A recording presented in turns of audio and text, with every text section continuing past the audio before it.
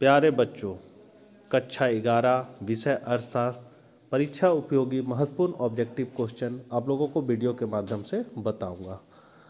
अपने channel economics plus पर यदि आप नए हैं तो चैनल को सब्सक्राइब कर लें और घंटी के आइकन को जरूर दबा लें, क्योंकि जब भी मैं वीडियो डालूंगा नोटिफिकेशन सबसे पहले आपको प्राप्त होगी।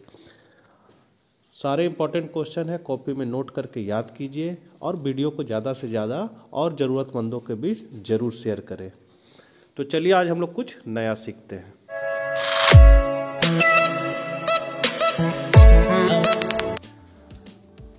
स्वतंत्रता की पूर्व संध्या पर भारतीय, इसमें पहला क्वेश्चन है, ब्रिटिश समय के दौरान भारतीय अर्थव्यवस्था थी तो पिछड़ी और अर्ध सामांती दोनों थी, इसलिए इसका तीसरा ऑप्शन सही है।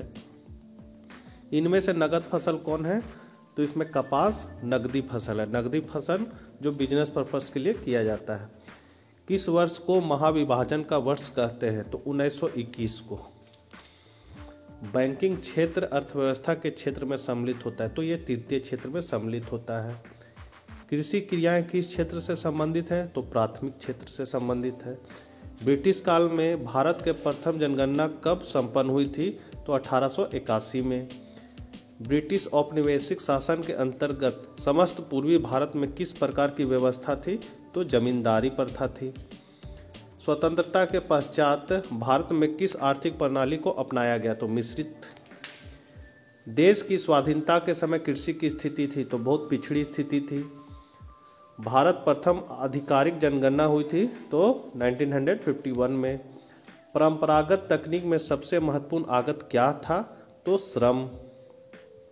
भारतीय अर्थव्यवस्था है तो भारतीय अर्थव्यवस्था क्या है? खुली हुई अर्थव्यवस्था है। स्वतंत्रता प्राप्ति के समय भारतीय अर्थव्यवस्था की मुख्य विशेषता थी तो अर्ध समांती होना, गतिहीन होना, अर्ध विकसित होना, ये तीनों है, इसलिए इनमें सभी हो जाएगा। निर्माण क्षेत्र अर्थव्यवस्था है तो निर्माण क्षेत्र द्वितीय होता है। 1947-48 में व्यापार संतुलन था तो 14 करोड़। अंग्रेजों ने भारत में आकर किस अर्थव्यवस्था को जन्म दिया? तो अर्ध सामांती अर्थव्यवस्था को जन्म दिया। स्वतंत्रता प्राप्ति के समय भारत की साक्षरता दर थी तो 17% थी। भारत को स्वतंत्रता मिली 15 अगस्त 1947 को। वर्ष 1951 में कुल श्रम शक्ति का कृषि पर निर्भरता थी तो कितना? 72%। देश की स्वाधीनता के समय कृषकों का शोषण किया जा रहा था तो जमींदारों द्वारा। भारत में रेलवे का प्रारंभ हुआ था तो 1853 में। स्वेज नहर को परिवहन के लिए खोला गया था तो 1869 में। स्वतंत्रता से पूर्व किसका निर्यात नहीं किया जाता था? तो इंजीनियरिंग का। ब्रिटिश काल में भारत की राष्ट्रीय आय की गणना का पहला प्रयास किया था तो दादा भाई नौरोजी ने। ब्रिटिश भारत में कपड़ा उद्योग केंद्रित था, कहाँ? तो अहमदाबाद में। अब हम लोग दूसरा चैप्टर को अभी महत्वपूर्ण ऑब्जेक्टिव क्वेश्चन देखेंगे। भारतीय अर्थव्यवस्था 1950 से 90 तक। पहला क्वेश्चन है, 11वीं पंचवर्षीय योजना की क्रियान्वयन अवधि थी तो कितना थी? 2007 से 2012 तक। महालनोबिस का औद्योगिक विकास मॉडल किस योजना में अपनाया गया? तो द्वितीय में अपनाया गया। प्रथम में हैरो-डोमर मॉडल को अपनाया गया था, द्वितीय पंचवर्षीय योजना में महालनोबिस मॉडल को अपनाया गया। कृषि उत्पादन का वो हिस्सा जो कृषि द्वारा बाजार में बेचा जाता है कहलाता है तो विक्रय अधिशेष और विपणित अधिशेष, ये दोनों कहलाता है, इसलिए तीसरा ऑप्शन सही है। भारत में नई कृषि नीति का वास्तविक प्रारंभ कब किया गया था? तो 1966 में। भारत में कितने प्रतिशत लोग कृषि पर आश्रित हैं? तो 70%। स्वतंत्रता प्राप्ति के बाद अब तक कितनी औद्योगिक नीतियां घोषित हुई? तो 6। भारत में किस प्रकार की अर्थव्यवस्था देखी जाती है? तो मिश्रित। कृषि साख के गैर संस्थागत स्रोत है, क्या है? तो महाजन। 12वीं पंचवर्षीय योजना की अवधि कितने है? तो 2012 से 2017। कृषि साख के साधन क्या है? तो कृषि साख के इन तीनों साधन है, इनमें सभी हो जाएगा। प्रथम पंचवर्षीय योजना की प्राथमिकता डैश उत्पादन था तो क्या था? कृषि। हरित क्रांति में सम्मिलित है तो इनमें सभी, मतलब HYV बीज, कृषि यंत्रीकरण और रासायनिक उर्वरक।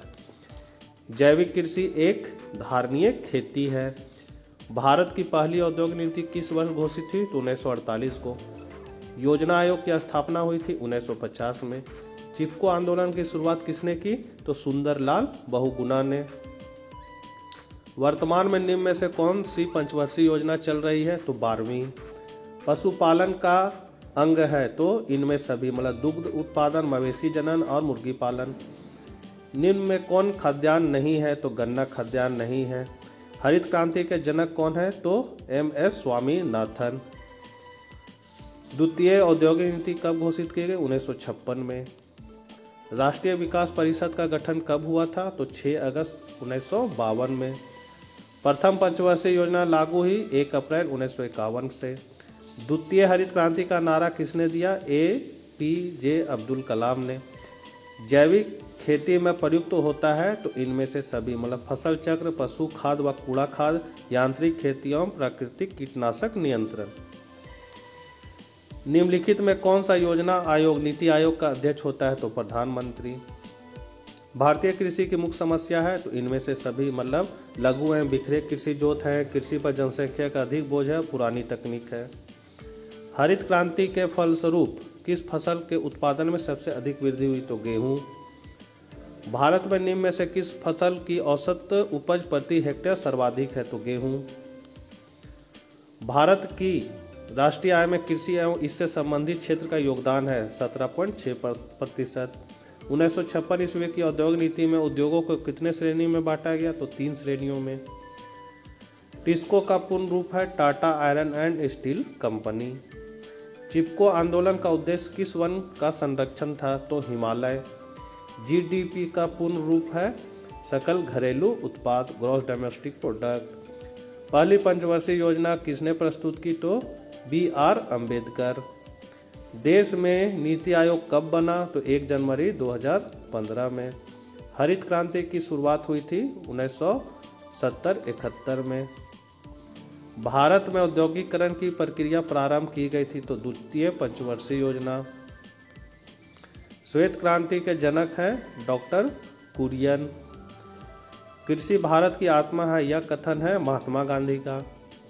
भारत में स्वतंत्र आयरन एंड स्टील कंपनी की स्थापना कब हुई? 1905 में। नवरत्न क्या है? तो सार्वजनिक उपक्रम है। सार्वजनिक क्षेत्र का उपक्रम है सेल।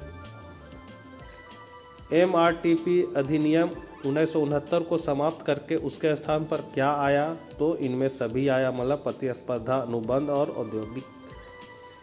भारतीय लघु उद्योग विकास बैंक की स्थापना की गई 2 अप्रैल 1990 को। स्टील अथॉरिटी ऑफ इंडिया की स्थापना ही 1973 में। हस्तक्रिया की प्रधानता है? तो कुटीर उद्योगों में। लघु उद्योग प्रायः स्थापित होते हैं शहरी क्षेत्रों में। अब तक भारत में कितनी पंचवर्षीय योजनाएं समाप्त हो चुकी है? तो 11। कृषि लागतें एवं मूल्य आयोग की स्थापना हुई 1965 में। नई औद्योगिक नीति कब घोषित की गई? तो 24 जुलाई 1991 में। तो बच्चों, वीडियो को ज़्यादा से ज़्यादा शेयर करें, मुझे आज्ञा दें। तब तक के लिए जय हिंद, जय भारत।